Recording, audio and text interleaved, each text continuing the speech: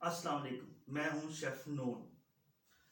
आज के हमारा लेक्चर का टॉपिक है कुकिंग मेथड्स। टॉपिक पे जाने से पहले हम कुकिंग और कैलिनरी आर्ट को समझते हैं। कुकिंग क्या है? किसी चीज को आग की मदद से और केमिकल रिएक्शंस की मदद से खाने के काबिल बनाने को कुकिंग कहते हैं। कुकिंग के फायदे क्या होते हैं? कुकिंग से हम खाने को खाने के काबिल बनाते हैं, उसको हम नरम करते हैं, उसके अंदर से जरासीम ख़त्म करते हैं, उसके अंदर जैका डेवलप करते हैं और उसको हजम होने के काबिल बनाते हैं। और कैलिनरी आर्ट क्या है? कैलिनरी आर्ट अच्छे कुक किए हुए खाने को अच्छे तरीके से प्रेजेंट करके सर्व करने को कैलिनरी आर्ट कहते हैं। अब हम जाते हैं टॉपिक पे। आज का हमारा टॉपिक है कुकिंग मेथड्स।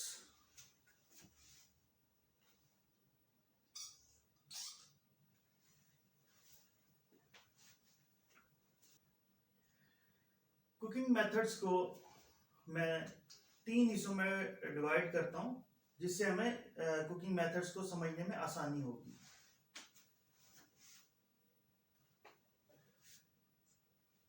सबसे पहले आता है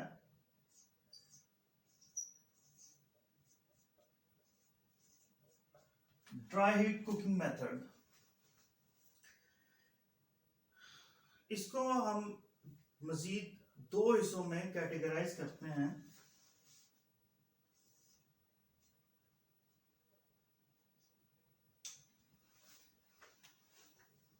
बेकिंग और ब्रॉयलिंग, ये दोनों ड्राई हीट कुकिंग मेथड्स हैं। बेकिंग के अंदर जो सोर्स ऑफ हीट होता है, इसके अंदर फ्लेम डायरेक्ट फूड पे असरअंदाज नहीं होता, जबकि ब्रॉयलिंग के अंदर फ्लेम, आग, हीट डायरेक्ट फूड पे असरअंदाज होती है। ये दोनों ड्राई हीट कुकिंग मेथड्स हैं। बेकिंग की अमूमी मिसालें बेक पोटैटो और बेकरी की आइटम्स, जिसमें केक, बिस्किट्स, केक्स वगैरह आते हैं। और ब्रॉयलिंग कुकिंग मेथड में हीट, फ्लेम, आग फूड पर डायरेक्ट असरअंदाज होती है, जिसकी आम मिसाल सिलमेंडर है। इसके अंदर सोर्स ऑफ हीट इलेक्ट्रिक हो सकता है, गैस का हो सकता है। इसके अंदर फूड के ऊपर हीट डायरेक्ट असरअंदाज होती है। अच्छा, उसके बाद नेक्स्ट कैटेगरी है मीडियम ऑफ फैट।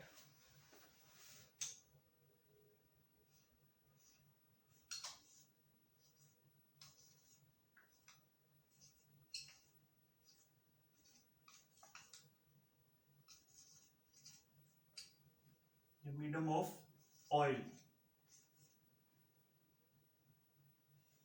इसको भी हम मजीद कैटेगराइज करते हैं। सबसे पहले रोस्टिंग।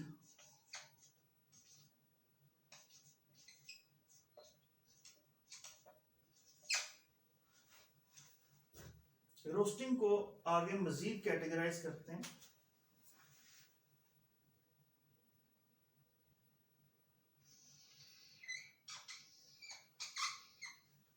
सबसे पहले है स्पिट रोस्टिंग।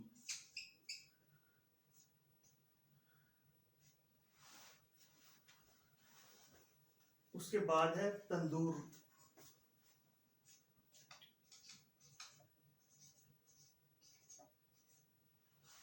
तीसरे नंबर पे है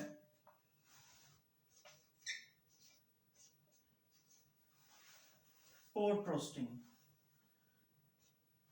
चौथे नंबर पे है ओवन रोस्टिंग।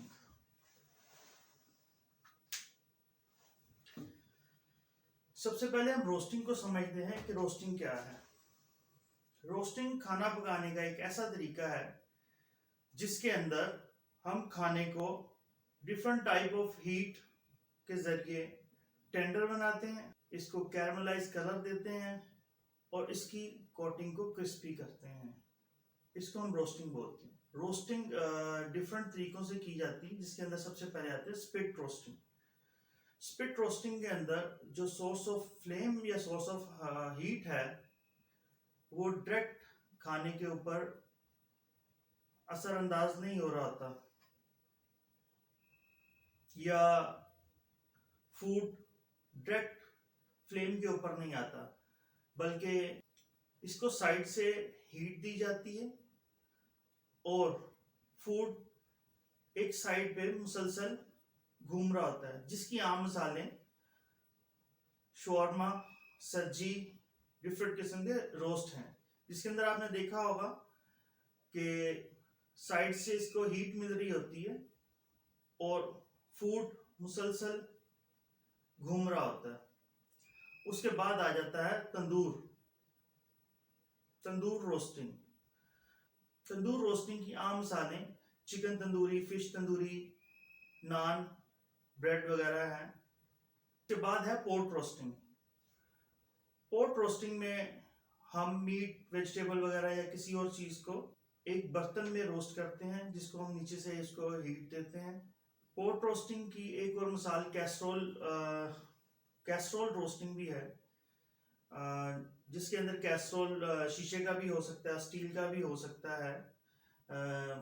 जैसे हम अक्सर सर्विंग डिशेस देखते हैं, उसके अंदर वेजिटेबल को और मैरिनेटेड मीट को रख के जब हम रोस्ट करते हैं ओवन के अंदर, वो भी पोर्क रोस्टिंग की एक मिसाल है। पोर्क रोस्टिंग के अंदर हीट दोनों सोर्स से दी जा सकती है, ओवन में भी हीट दी जा सकती है और इसको नीचे से डायरेक्ट फ्लेम के जरिए भी हीट दी जा सकती है। ऊपर से इसको कवर किया जाता है। चिकन रोस्ट, पेशावरी रोस्ट, अफगानी रोस्ट वगैरह जो है इसकी आम मिसालें हैं। उसके बाद आ जाती है ओवन रोस्टिंग। अब हम ओवन रोस्टिंग और तंदूर रोस्टिंग का मेन डिफरेंस समझते हैं। जो रोस्ट तंदूर के अंदर बनाया जाता है उसको हम तंदूर रोस्ट बोलते हैं, और जो ओवन के अंदर रोस्ट बनता है उसको हम ओवन रोस्ट बोलते हैं। फ्रीडम ऑफ ब्रेड में नेक्स्ट कैटेगरी है ग्रिलिंग की।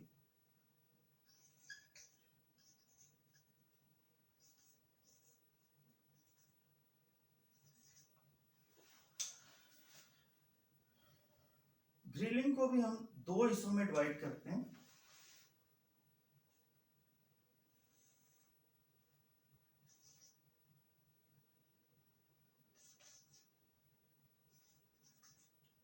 ओपन फायर,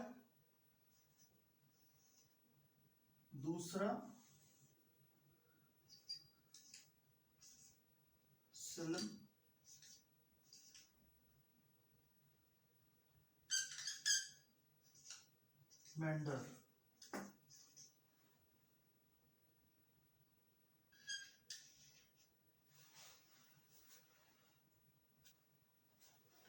इसके साथ में बारबेक्यू को भी ऐड कर लेता हूं।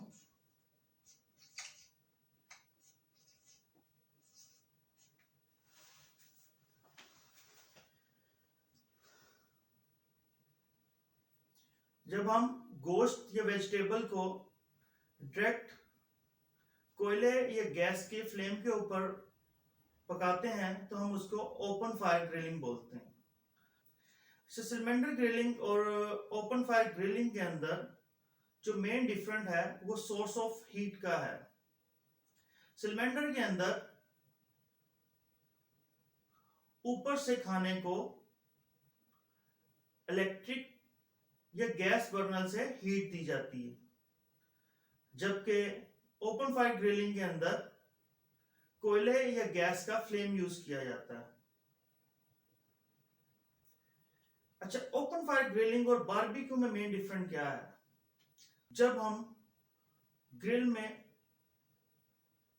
चलती हुई आग के ऊपर खाने को बनाते हैं तो उसको हम ग्रिलिंग बोलते हैं, जिसके लिए साइड पे हवा के लिए एक ढक्कन लगा हुआ होता है। जब हम ढक्कन खोल के खाना इसके ऊपर पकाते हैं तो उसको ग्रिलिंग करते हैं, तो उसको ग्रिलिंग बोलते हैं। और जब ढक्कन बंद करके हम खाना पकाते हैं उसको बारबेक्यू बोलते हैं। अच्छा, इन सब चीजों में हमने अक्सर इलेक्ट्रिक ओवन के अंदर, घरों के अंदर भी देखा होगा कि ओवन के अंदर ऊपर की तरफ एक राड लगा हुआ होता है, उसको ब्रोलर बोलते हैं या ब्रोलर राड बोलते हैं। जबकि सैलमेंडर अक्सर रेस्टोरेंट में यूज होने वाली इक्विपमेंट है, जिसको ऊपर की तरफ से गैस या इलेक्ट्रिक राड के जरिए हीट दी जाती है, उसको सिलेंडर बोलते हैं। सिलेंडर आप खाने को बनाने के लिए इस्तेमाल नहीं किया जाता, बल्कि खाने को गर्म करने के लिए, उसको कलर देने के लिए, उसको फिनिशिंग देने के लिए इस्तेमाल किया जाता है। उसके बाद अगला कुकिंग मेथड है frying.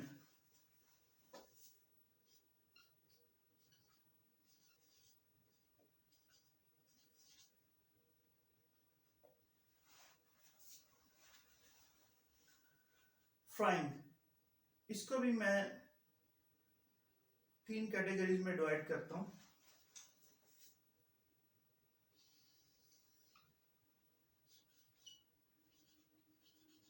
Pan frying,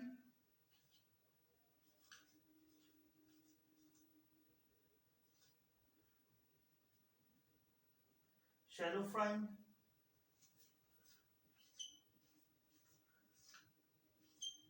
deep frying.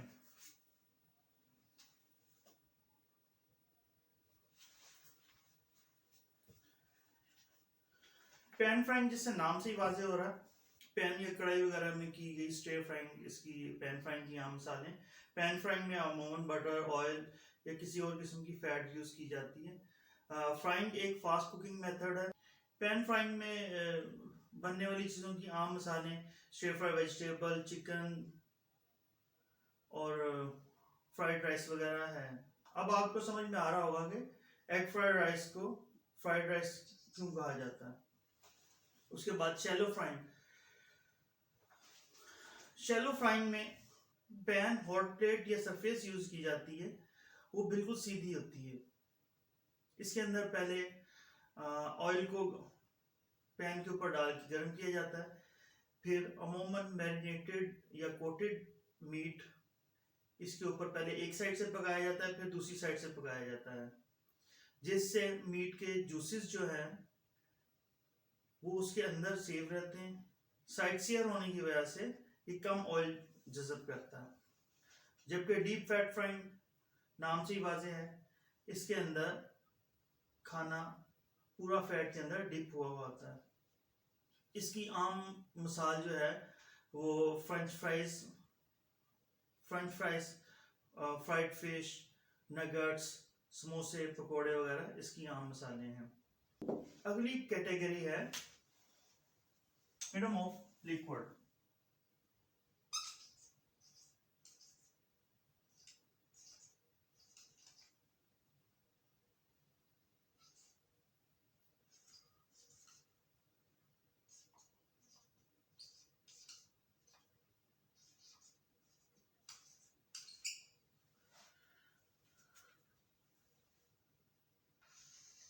Medium of liquid, इसको भी मजीद आगे मैं कैटेगराइज करता हूं। सबसे पहले आएगी ब्रेजिंग।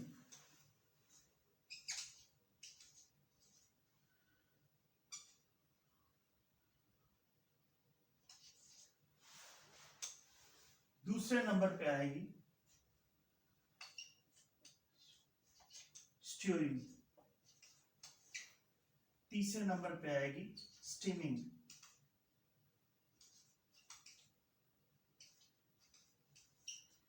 चौथे नंबर पे आएगी बॉइलिंग।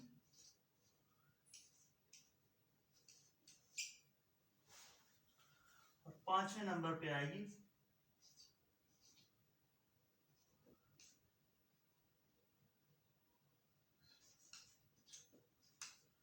पोचिंग।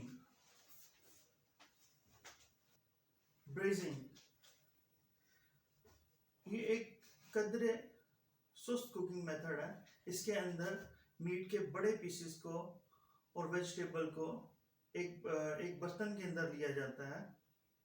उसको कैरमलाइज कलर देने के लिए पहले इसको अमूमन सेयर कर लिया जाता है, फिर इसके अंदर वेजिटेबल, ऑयल, मीट और डिफरेंट किस्म की सॉसेस और टेस्ट डाल के एक कॉम्बिनेशन बनाया जाता है, फिर उसको ऊपर से कवर करके हीट के ऊपर रख के पका लिया जाता है। ब्रेजिंग असल में रोस्टिंग और स्टीमिंग का कॉम्बिनेशन है। ब्रेजिंग के अंदर हम किसी किस्म का स्टॉक या पानी ऐड नहीं करते। स्ट्यूइंग के अंदर हम डिफरेंट किस्म के स्टॉक्स यूज करते हैं और इसके अंदर ब्रेजिंग की निस्बत गोश्त के छोटे टुकड़े इस्तेमाल किए जाते हैं। स्ट्यूइंग कुकिंग मेथड में डिफरेंट किस्म के स्ट्यू और ग्रेवीज आ जाती हैं। पाकिस्तानी कोरमा, कढ़ाई वगैरह जो सालन है वो भी स्ट्यूइंग की मिसालें हैं। उसके बाद स्टीमिंग को भी हम दो हिस्सों में कैटेगराइज करते हैं।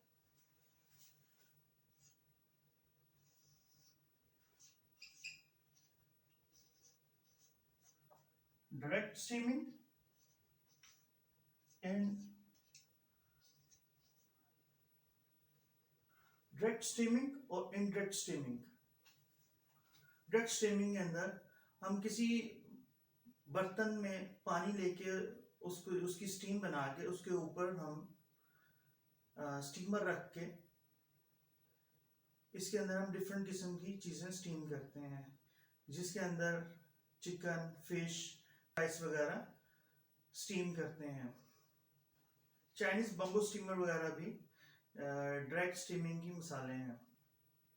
उसके बाद डिफरेंट किस्म की कॉफ़ी मशीन्स जो है जिसके अंदर डायरेक्ट स्टीम दे के हम कॉफ़ी तैयार करते हैं, वो भी डायरेक्ट स्टीमिंग की मिसालें हैं। इनडायरेक्ट स्टीमिंग अक्सर बेकरी सॉसेस वगैरह बनाने के लिए इस्तेमाल की जाती है। इसके अंदर हम एक बर्तन के अंदर पानी लेते हैं, उसकी स्टीम बनाते हैं, उसके ऊपर दूसरा बर्तन रख के हम डिफरेंट किस्म की सॉसेस बनाते हैं। स्टीम पे कुकिंग होने की वजह से इसके अंदर सॉसेस के जलने के चांसेस बिल्कुल नहीं होते। उसके बाद बॉइलिंग के साथ मैं दो मेथड्स और ऐड करता हूं, ब्लांचिंग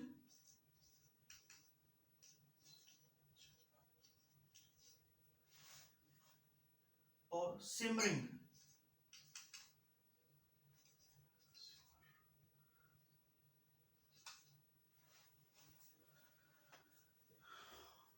ब्लांचिंग और सिमरिंग, बॉइलिंग से तो हम सब लोग वाकिफ हैं। इसके अंदर पानी या किसी और लिक्विड को बॉइलिंग टेम्परेचर पर ले जाके इसके अंदर डिफरेंट चीज़ें कुक की जाती हैं, जिसके अंदर boiled vegetables, boiled rice, boiled chicken, boiled meets वगैरह इसकी मिसालें हैं। जबकि ब्लांचिंग इससे थोड़ा सा डिफरेंट है। ब्लांचिंग के अंदर पहले पानी को बॉइलिंग टेम्परेचर पे लाया जाता है, खाने को डाला जाता है और उसको थोड़ी देर के लिए बॉइलिंग पे पकाया जाता है। उसके बाद इसको फौरी तौर पर ठंडे पानी में डाल दिया जाता है। ब्लांचिंग ज़्यादातर खाने के कलर को और उसकी ग़ज़ाइयत को सेव करने के लिए इस्तेमाल की जाती है, जबकि सिमरिंग के अंदर जो लिक्विड है वो बॉयल नहीं करता, बल्कि उसका टेम्परेचर 80 सेंटीग्रेड से 88 सेंटीग्रेड तक रहता है। इसके अंदर पानी सर्कुलेट नहीं करता है या उसके बड़े बबल्स नहीं बनते, बल्कि बर्तन के पेंदे से हमें छोटे छोटे बबल्स निकलते महसूस होते हैं। इसे हम सिमरिंग कहते हैं। आमतौर पे हमारे जितने किस्म के ब्रॉथ, यखनी वगैरह बनते हैं वो सिमरिंग पे बनते हैं।